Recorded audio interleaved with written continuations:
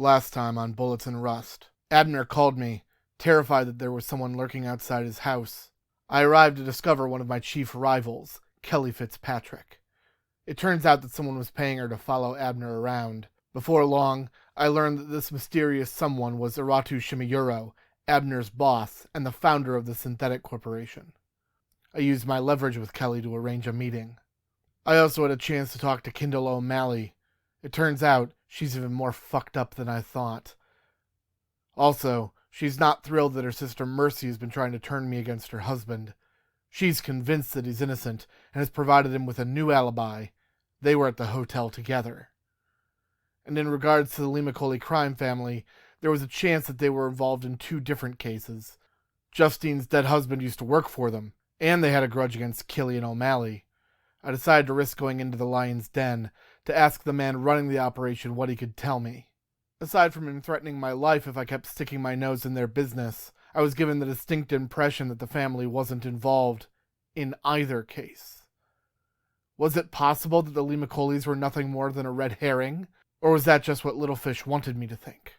I didn't have much time to mull it over, because the moment I started driving off, a bullet went through my windshield.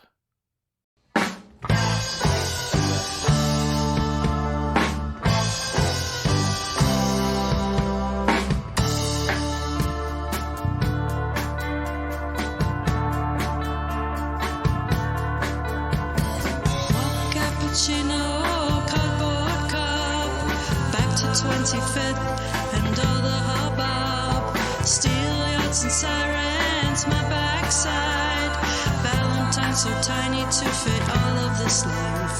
Today is for my brothers at the old bookshop. We talk about the trade and then we drink up. Back to the office, losing my high, feels like a Monday.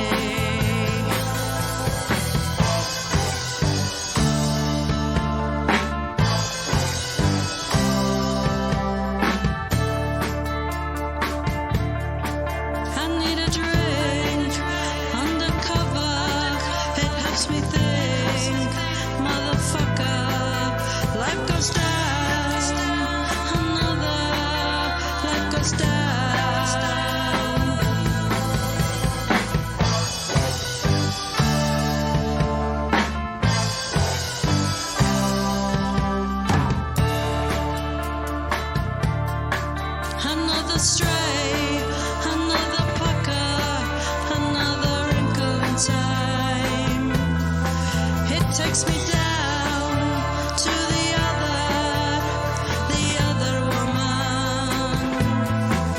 Oh, Lorraine, maybe Denison, visit the old ugly broad.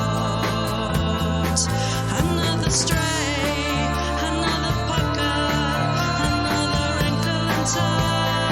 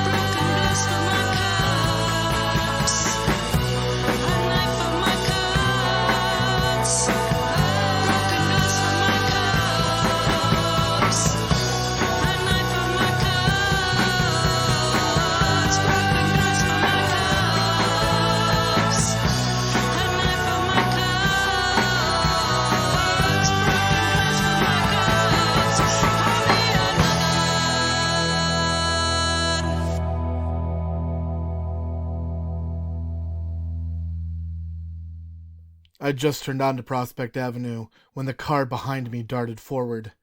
I noticed it too late. Maybe because they were too good, or maybe I'm getting sloppy in my old age. Seconds later, someone fired a gun. A spiderweb of cracks ran across my windshield. A second later, it buckled under its own weight. Thousands of pieces of broken glass rained down onto my face. As they fell, the shards captured the illumination from the nearby streetlights, each one a tiny prism. For a brief moment, My world was filled with 1,000 miniature rainbows tumbling through the air. If I hadn't been scared for my life, I might have found it beautiful. The pieces of glass slammed into my face, and I felt 100 tiny gashes cut across my skin. With the windshield gone, the air roared around me. The other car was pulling up beside me as I slammed my foot on the gas. I drive a Ford Focus, mostly because it's so normal that it's inconspicuous. It's not the kind of car one expects to see in a high-octane chase. That being said, having been a cop, I knew how to drive aggressively, and I'd had the car tuned to provide a certain kind of performance. Now, those adjustments were probably the only thing sitting between me and a certain death. The engine growled, but the rest of the car protested loudly. The trees on either side of the street became long green blurs, and the buildings turned into smears of stone and glass. There weren't many other cars on the road besides us, not now, but that didn't mean that we were alone. I wove my way forward, doing my best not to get anyone killed. Behind me, the other car kept pace. Shit, I was in real trouble. As I reached East 30th Street, I locked the brakes and turned the wheel, hard. The back of my car swung out sideways. I slid into what street racers call a drift. I hadn't done one of these in at least a decade. Back then, I'd still been a cop, and the Crown Vic I'd been driving had been designed to handle that sort of thing.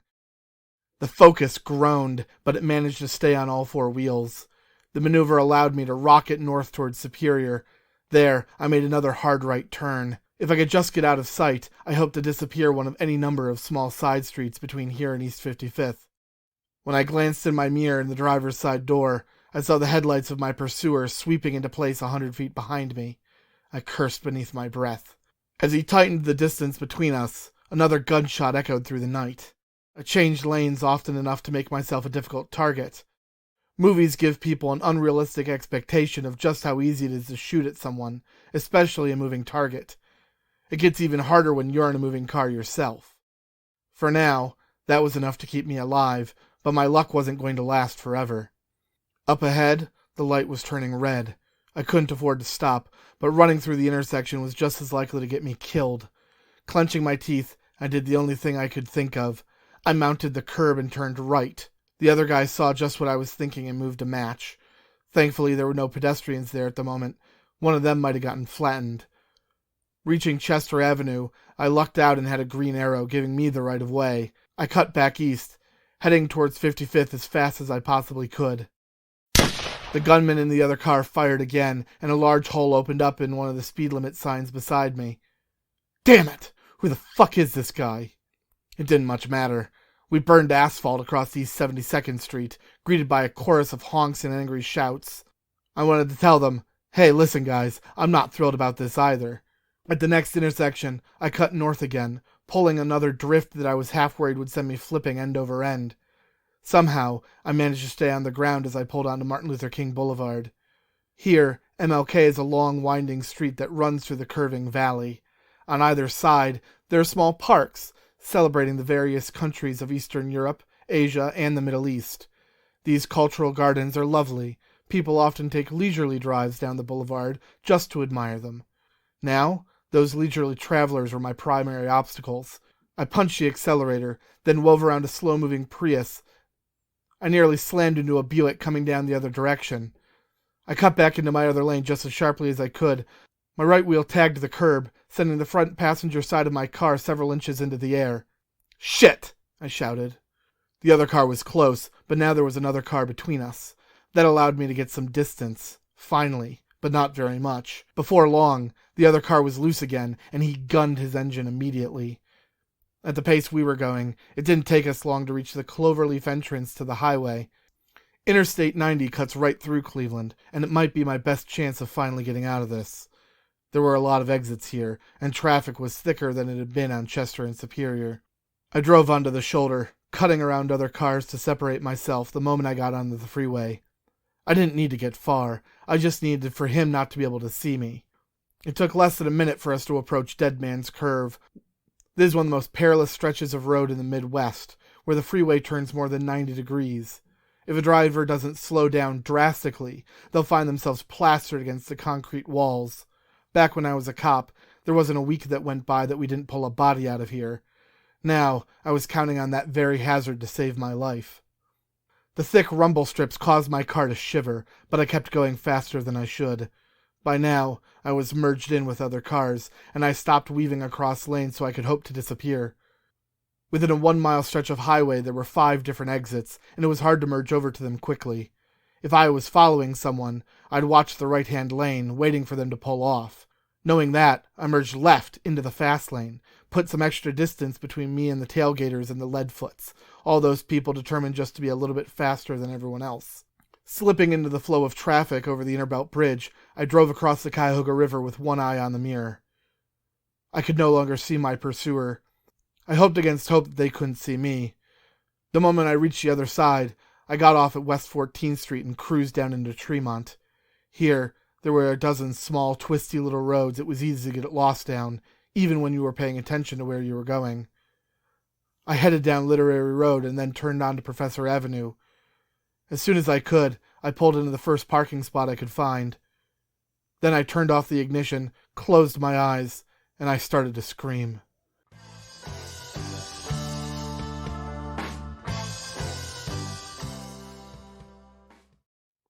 Cutting things that close will rattle just about anyone. In the movies, people just walk away from something like that, but not in real life. In real life, you sit in place for 20 minutes while your hands tremble on the steering wheel. You suck in air through your gaping mouth. You cry. Then, after 10 minutes pass, you realize that you're drenched in sweat. I was dangerously close to going into shock, so I climbed out of the car. I began to walk on the sidewalk. Regular people gawked at me as they walked by. Jesus, didn't they realize that I just almost died? Give me a fucking break. Of course they didn't realize that, but you're hardly rational at that moment. Finally, I walked back over to the car, and I realized that before it had gone through my windshield, the first bullet had passed through the front window of my car. Somehow that hadn't shattered. I stared at the neat little hole, barely 4 inches from where my face had been. If it had been 4 inches further back, I never even would have known what killed me. Was that how it had gone down with Spence, I wondered? Or had he known? Had he had time to feel it? The thought was enough to send another shiver down my backside.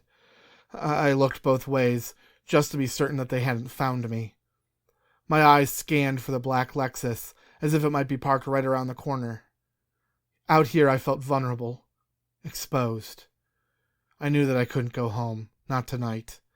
I had to find somewhere else to crash. If this had been a mob hit, they'd be waiting for me at my house. Fuck, they'd probably be at the agency too. I could just imagine the mess they'd make looking through my files. Of course, it could be someone else, but I just didn't know. I couldn't count on anything, and I couldn't drive very far without a fucking windshield, could I? Jesus, what the hell had I gotten myself into? My hands were still shaking when I grabbed my phone. It took me 3 tries to dial his number. Please, I muttered, answer the goddamn phone. It rang once, then twice. The third time was interminable. Then, finally, I heard him breathe into the receiver. A moment later, I heard his voice. Well, this is unexpected. I need a ride. I was just getting ready for bed, Ezekiel. I work on Saturdays. I need you. Ezekiel? Nearly getting killed strips you of all your bluster and your artifice. There weren't any tricks here, no guile. Just need. I need a place to stay, I told him. Someone just tried to kill me. What? I was trying to explain what had happened, but the words caught in my throat. My stomach tightened into knots. Most people struggle to explain traumatic events in the moments that follow. It's as if their brain isn't quite able to process what's happened. Finally, I gave up trying to explain. Can you just come? Where are you? Around the corner of Literary and Professor. I'll be there in 20 minutes. Mark lived in Shaker Heights, so it would probably take him half an hour, but I wasn't about to argue. Not tonight. Shaker Heights was a neighborhood purpose-built to separate itself from the rest of the city, utilizing a clever maze of curving boulevards and perpetually red lights. It was a pain in the ass to get in and out of. The people who lived there didn't see this as a drawback. They saw it as a feature. Mark grew up there. I think he was oblivious to the subtlety of the caste system there. He just said he liked the neighborhood. While I waited, I called AAA and arranged to have my car towed. Thankfully, I knew a place that worked on Sundays. They were already loading my car onto the flatbed when Mark arrived. As he walked over, he examined my car with a notable scowl. Holy crap, Ezekiel, what the hell happened to you? Yeah, you should see the other guy, I said. My gallows humor was starting to come back. Don't bullshit me. What was it?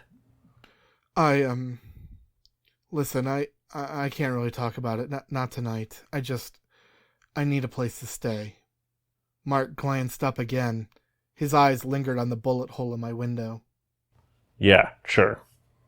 Thanks. We climbed into Mark's car. Then we took the long drive back to the east side. Mark drove us down Lakeshore Boulevard. It was a bit longer than the way I would have gone, but it was also nice and slow. The fire was still draining from my veins. By the time we pulled into his driveway, I was ready to collapse.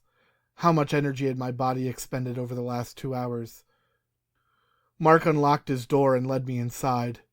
We've been friends for close to 30 years, and it's been 5 years since I've been over to his place. Not since the last time that well, it's been a while. These days, I usually meet him at his bookstore. He runs a small shop a 5-minute walk away. He sets up a chess set in the front room, and we play between customers. Sometimes, one of the regulars will come over and offer advice to whoever's losing. Usually, they're trying to help me. It's during these games that I usually bounce my ideas off of Mark. He has a good mind for puzzles, and I can trust him not to talk about my cases. 5 years ago, there was a period of about 6 months where he and I weren't speaking. It was too painful. In the years after I left the police, I'd begun to wonder if I needed Mark and his sounding board to help me solve cases. Well, that 6-month absence, it taught me that I could do just as well on my own, but just because you don't need something, that doesn't mean you don't like it. Or prefer it. And so Mark and I had resumed our weekly games. But as I said, it's been 5 years since he brought me into his home. I might no longer be welcome in his bed, but at least he was still willing to let me sleep on his couch. It didn't take me long to fall asleep, and I welcomed the darkness. Sometimes, the best feeling is nothing at all.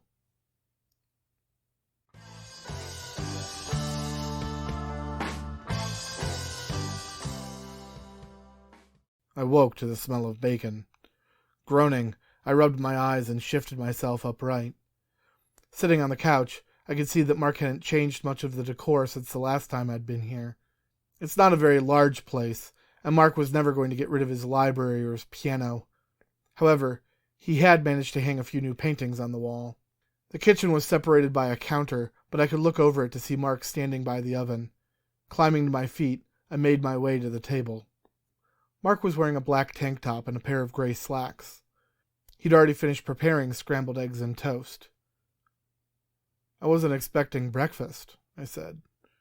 Especially not bacon. I don't want to hear it. What? I'm not in the mood for being mocked. I wasn't mocking you. I just didn't know you were eating pork again. That only lasted a couple of years. Oh. For a moment, neither of us said a word. Mark was raised Jewish, but he'd never been particularly religious. For years, he was part of a group called the Jewish Secular Community. Then, out of nowhere, he became fascinated with learning more about his heritage. We never had talked much about religion, but now it was a topic we did our best to avoid. Mark put a plate in front of me and sat in the other chair. We ate in silence. However, he kept glancing at me, and I knew what he was thinking. Finally, I just had to say it. I know what I'm doing. That's bullshit, Ezekiel, and you know it. I'm being careful. Trust me. You called me up in the middle of the night, your hands shaking like you're having a seizure or something, and I see a bullet hole in the window of your car? None of that sounds very careful to me. If I wasn't, then I wouldn't have called you, I said. That was somebody trying to get me to back off. They'll move on in a day or two if they haven't already. Seriously, I'm small potatoes to people like this. Mark stared at me doubtfully. You're always so sure. Yeah, I was shook up, no doubt, but it's not as bad as it looks. It It just takes a little perspective. That sounded reasonable enough, but I had no idea if it was actually true. I wasn't even sure who had tried to kill me. For all I knew, they were waiting for me back in my house. And if I kept pushing on all 3 of my cases, I knew things were only going to get worse. I'd stepped on the toes of both Cleveland crime syndicates over the last few days, both the Limacolis and the Trovalones. And hell, maybe it had been a third party who hired a hitman to take me out. Considering what happened to Spencer Gent, it wasn't impossible to imagine. Regardless, the best way to save myself was to start solving these fucking cases. Last night, they caught me off my guard, but I wasn't going to give them another chance. Of course, I was being a fucking idiot, but I didn't realize how out of my depth I was, not for another few days. I don't suppose you'd like to play? Sure, while you kick my ass, I can run you through my cases. After what I went through last night, you bet your ass you're talking. We finished breakfast before stepping back into the living room. In the store, Mark used a small wooden chess set. It was nice, but hardly exceptional. Here, he had a table that had been purpose-built. The pieces were obsidian and granite, each polished until they felt like glass. Mark let me play white, which meant I got to go first. Most pros will say that white has the advantage. With equally talented players, that's probably true, but I think Mark liked to make me show my hand and adjust his strategy accordingly. I might have gone for the black pieces myself just to throw him off, but I always liked going first. Mark used to call it my reckless aggression. But, as Pliny the Elder used to say, fortune favors the bold. As we began to play, I described my cases. To anyone else, I wouldn't have talked about the O'Malleys, but I told Mark everything. If I couldn't trust him, well, who could I? 3 cases at the same time? You're really burning the candle at both ends, aren't you? Well, it's not exactly how I planned it. It never is, Ezekiel. You're not wrong. I moved my rook across the board, safely out of danger from his bishops. One of Mark's favorite moves was to leave those parked in the corner, ready to strike when you forgot they were there. The blackmail seems like the most straightforward. You said you had a meeting with the CEO. Could he be trying to oust your guy? I doubt it. He could have fired Abner any time he wanted. Maybe he needs to have cause. I saw the pictures. They give him all the cause he needed. I think he's just worried about his company being dragged through the mud. Then it's not really blackmail. He said it so matter-of-factly that I almost laughed. Oh, really? It doesn't make sense to blackmail him now. Well, the person might be... This sounds like something personal. That's the angle I'd look at. Someone wants to hurt this guy. Not get rid of him. Not never have to see him again. They want him to feel it. I moved my knight forward. Mark was forced to sacrifice either a pawn or a rook, hardly a Sophie's choice. He shifted the rook backwards. Honestly, though, I'm not worried about Abner. It's the kid, Liam. He's been missing for more than a week. I'm starting to worry that we're not going to get him back. You have a feeling? Experience. Cases like this, someone who wants to ransom the kid, they wouldn't wait this long.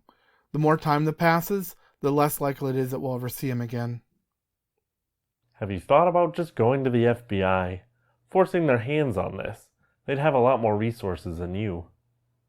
Yeah, but I'm hesitant to do that unless I have some idea about why he was taken in the first place. I know, but I'm hesitant to do that unless I have some idea about why he was taken. Something more than a hunch. We haven't heard anything. No calls, no note. Not even something telling us to back off. They haven't sent anything. Are you sure about that? I talked to Kendall yesterday. She opened up about everything. If they'd been hiding that, she would have told me. If she knows about it. You think he'd keep it from her? I don't know. You said he was a real cold character, right? You've met him. Do you think he's capable of that kind of thing? I mean, I wouldn't call it likely. But I can't definitively rule it out either. Not after learning how much he's lied to me already. If he's got something like that, you're only going to find out by talking to him.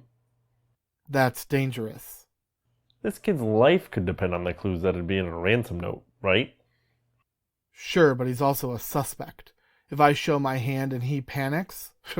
But you see, none of this makes sense. If your kid got stolen, why wouldn't you shout about it from the rooftops? Do the police have any suspects? Somerset is obsessed with the idea that someone's trying to fuck over the police department. I don't know what Blake thinks. Do we care? He's close to the case. Blake's a cowardly rat bastard. He stabbed you in the back to save his career. I haven't forgotten. Haven't you? You're working with him? Taking ideas from him? Because Liam's life is more important than our bad blood. I wouldn't be surprised if he was the one selling you out to the mob guys. You said you called him right before you went in. And you texted him when you left? Whoever shot at me was waiting for me outside the restaurant. They could have been tailing me all day.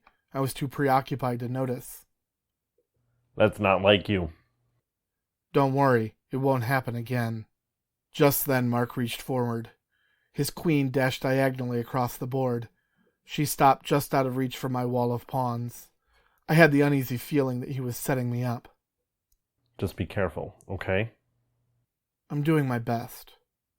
You'd better. Otherwise, I'll be getting called to identify your body at the morgue. The thought had occurred to me, too, but I kept it to myself.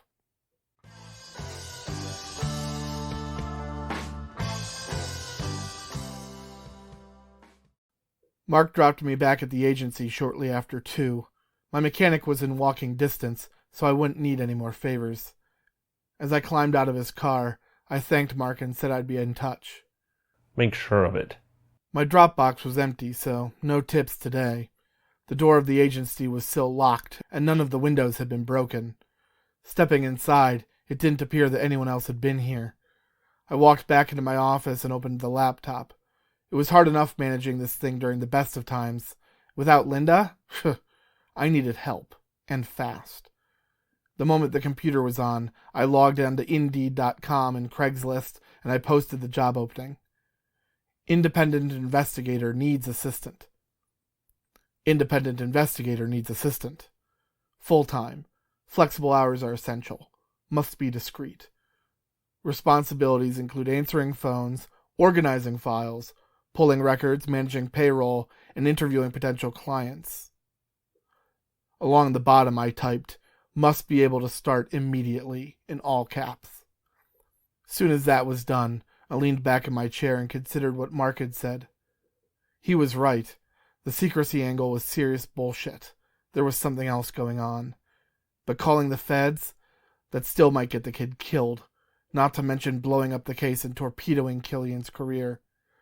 Of course, none of those things were really my concern. If it meant getting Liam back alive, I'd do either one of those in a heartbeat.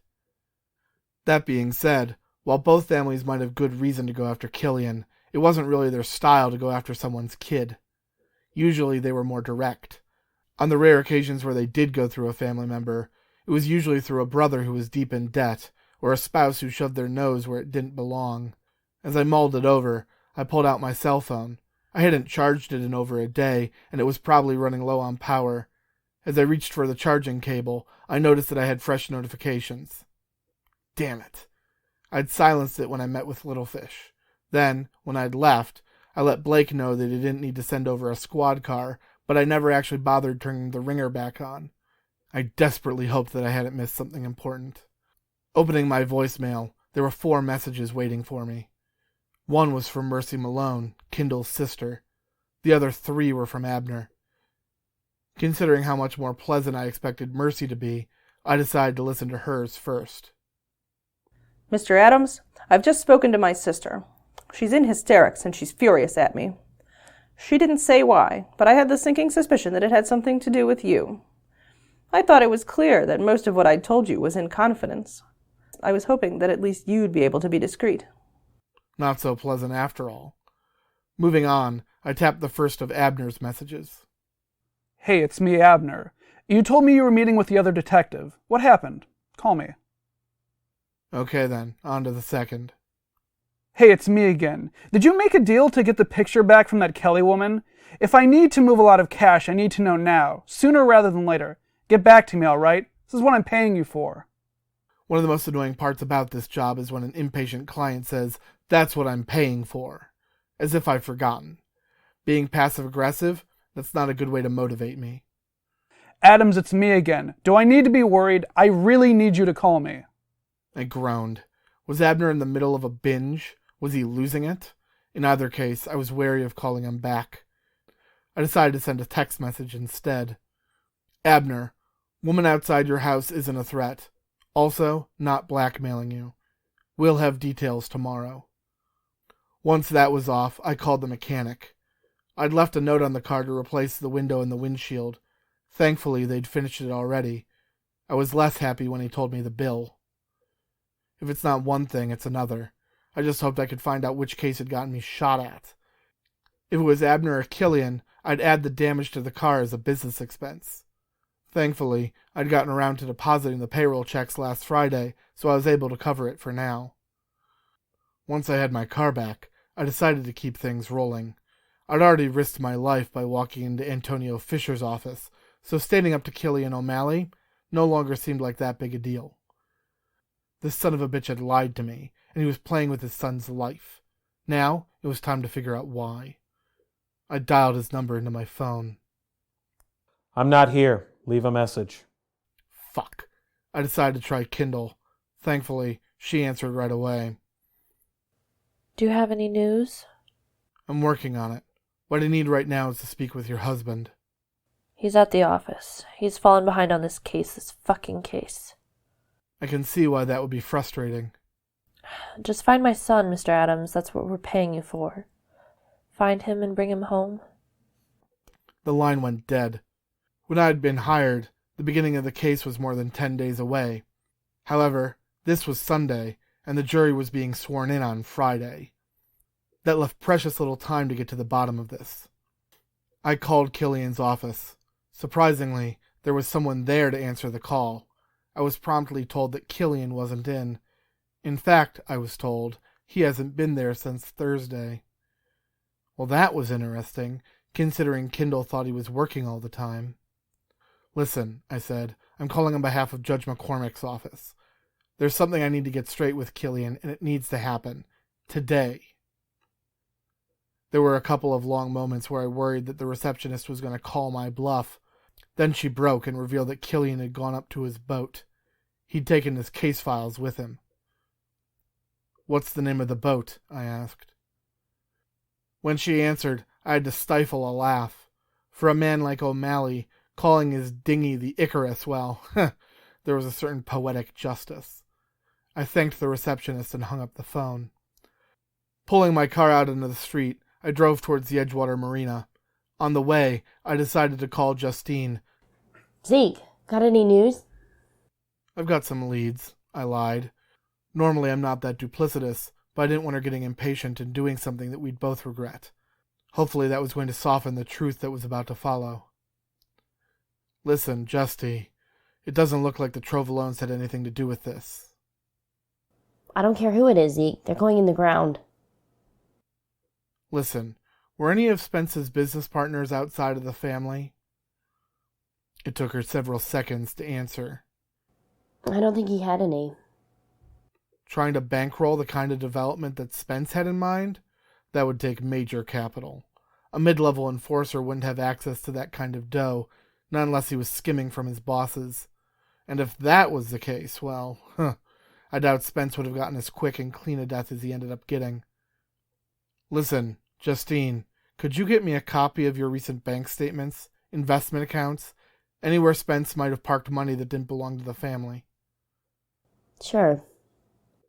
Actually, scratch that. Give me any bank records of his you can find, family-related or not.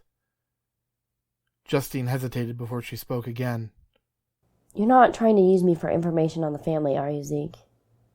No, I'm just being careful, Justy.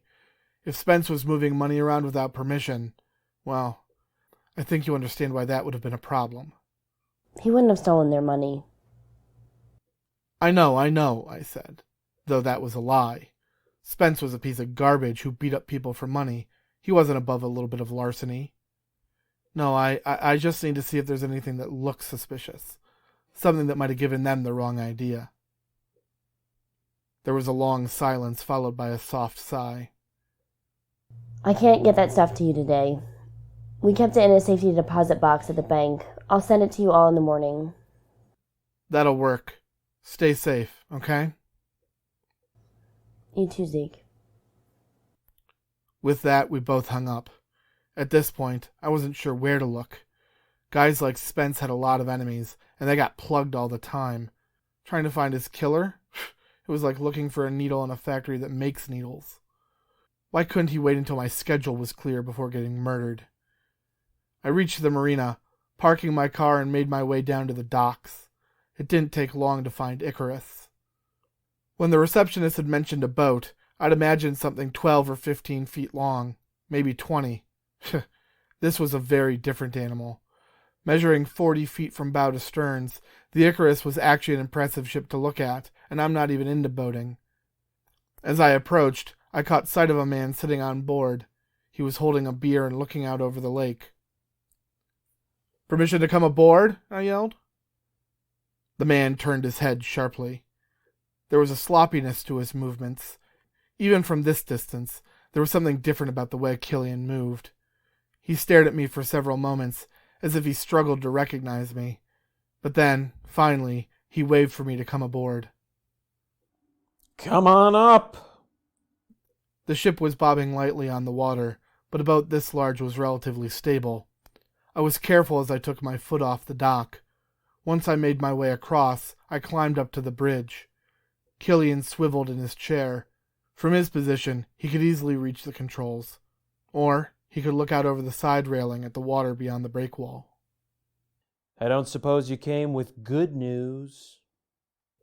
I shook my head. Killian took a long drink. Finishing the bottle, he tossed it at a trash can on the lower deck. He missed, but the bottle didn't shatter. Instead, it clattered loudly across the wooden boards. You know, he's probably dead. I really think so. Well, I'm working under the assumption that he's still alive. I feel like an asshole. Why? You know why. I spent the first week of this thinking more about my reputation, about how this would all look. Yesterday morning, it occurred to me. Liam might really be dead. My son, detective. He's not off visiting someone. He's not staying somewhere else. He's gone. Listen, I know it isn't easy. It feels like someone stuck a knife in my chest. Killian, it's not a good idea to... I'm fucked, aren't I? I don't know. Killian reached down and grabbed another bottle. Popping off the cap, he sneered as he looked at it. For a moment, I thought he was about to sneeze. It took me several seconds to realize he was starting to sob. I miss him. I just fucking... All I can think about are the times I was too busy for him, too busy with work and with my fucking career. Fuck this. Fuck this case. Fuck this job. All I want is my son.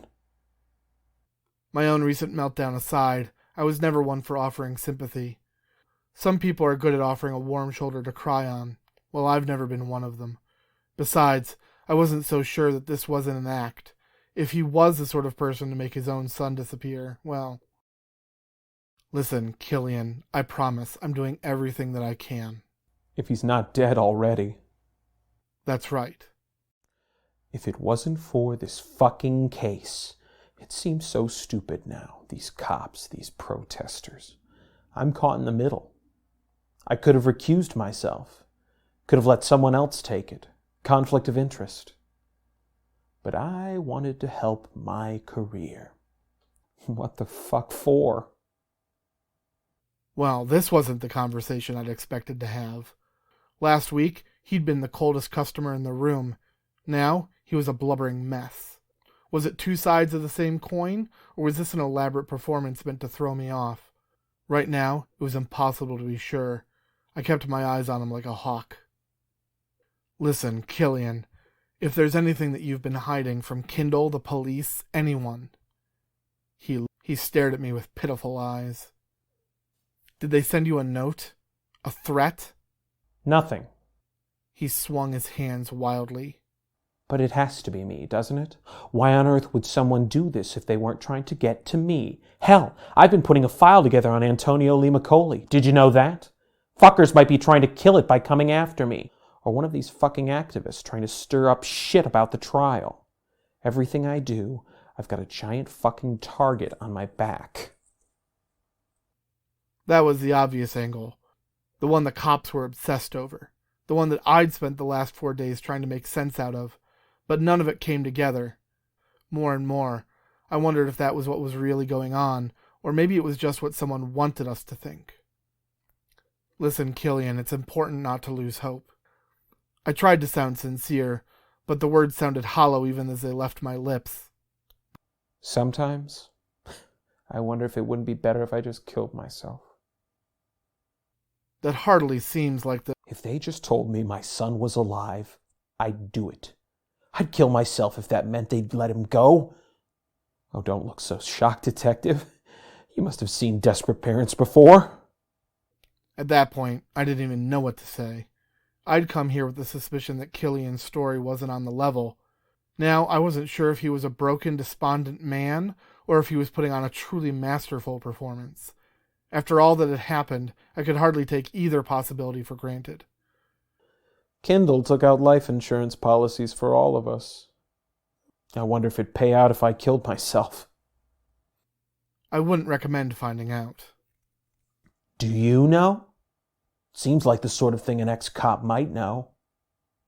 He looked at me expectantly. Tell me. Listen, I'm not here to absolve you of guilt. Whatever consequences are coming, it's better to live through them to the end. Trust me on that. Just say it! Well, if the policy's less than a year old, probably not. But after that, yeah, most policies cover suicide. Killian smirked. He grabbed his bottle and took another swig. 9 months short. Figures. Cold as it is to think this way, I realized that this visit was already paying dividends. No one had mentioned that Kendall had taken out a life insurance policy. And if that had been 3 months ago, that would have been right around the time she moved back with Killian. Curious timing, to say the least. Kendall, she always tried to make us stronger. Tried to keep us together. I was a fucking idiot. I tore us apart. It was hard to feel sympathetic towards a man who regularly bounced his wife off the walls. However, he was more likely to keep talking if he felt that I was on his side. But I had to be careful. Few people are harder to predict than self-loathing narcissists. Killian, you're hardly the first man whose temper has wrecked his life. I've tried to be a good father, but I don't know. I haven't been around as much as I should have. I always thought if I was successful, there'd be more time for tomorrow. But it just gets busier. Harder. I mean, I can send him to the best schools, the best doctors. What good is all that without his dad? There were families on every street of this city that would kill to have the resources Killian had. He was lucky they didn't see this self-pity parade of his. Ask the parents on Buckeye or Kinsman Avenue. They wouldn't take such a good school for granted. I always dreamed of being a father. I never really knew mine. My mother was such a stern woman. I always blamed her for pushing him away. I wanted kids so badly. A whole flock of them. Poor Kendall. She just wanted me. What do you mean? When Kendall and I first got together, I was in a low place. I had some medical problems from when I was younger. I wasn't sure if I could even have kids. That wasn't a problem for her, though. She didn't want kids at all. Is that so? After we got married, I figured it was just my destiny to be a good husband. That's part of what pushed me towards the politics of all this, towards my career. I thought, if I can't be a dad, I can leave a mark on the world in another way. I thought I was happy with that. So what changed? Accidents will happen, Detective. And Kendall decided to keep him. We talked it over 1,000 times. I was over the moon about it, but she wasn't. We talked some more. It wasn't easy, I'll tell you that. In the end, she decided to let Liam come into the world. He's an only child, but it's one more than I ever thought I'd get. What about Kendall? Did she have a change of heart, or was she doing it for you? She softened a little, I suppose, but not much.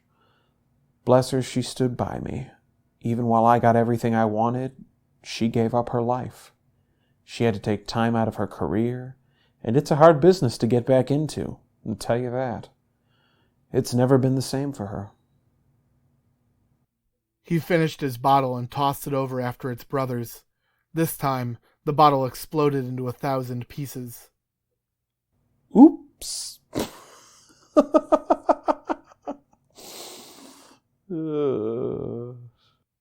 She must have really loved you. Oh, yes. We shared a great love. I don't suppose she ever resented it, being a mother? No, not resent.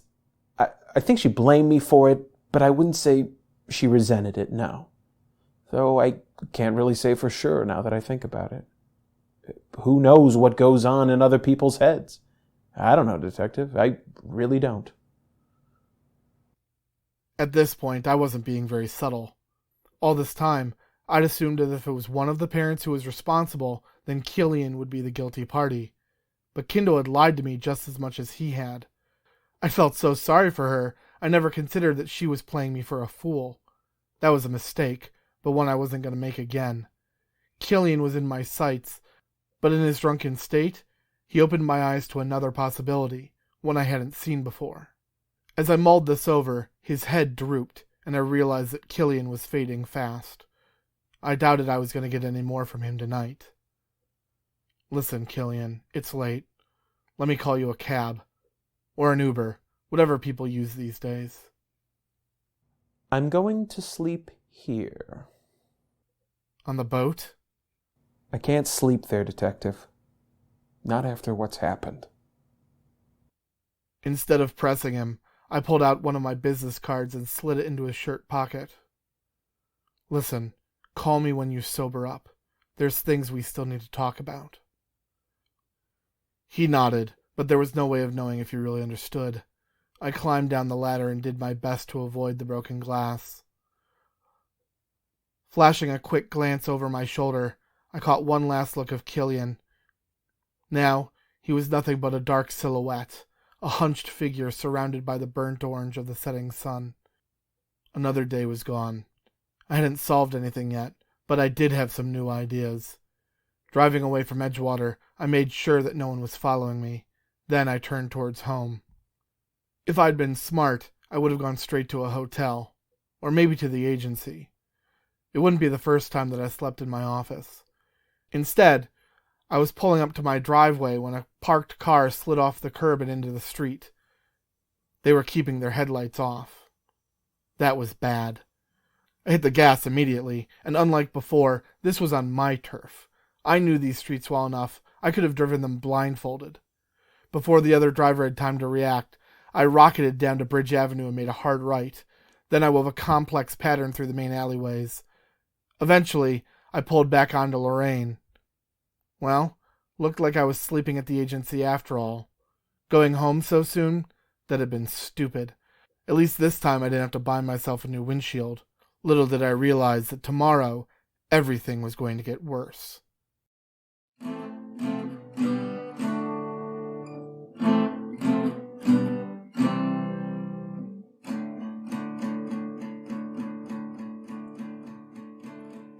Bullets and Rust is written, recorded, and edited by Abraham Dunn.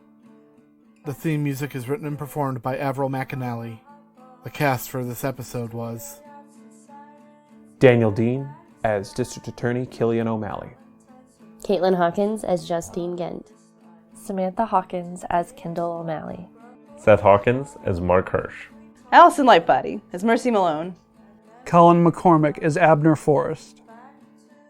It should go without saying, but this series is entirely fictional, as are its characters. Any claims of resemblance to actual people says more about the person making them than it does about this show. This has been a Needle Drop production.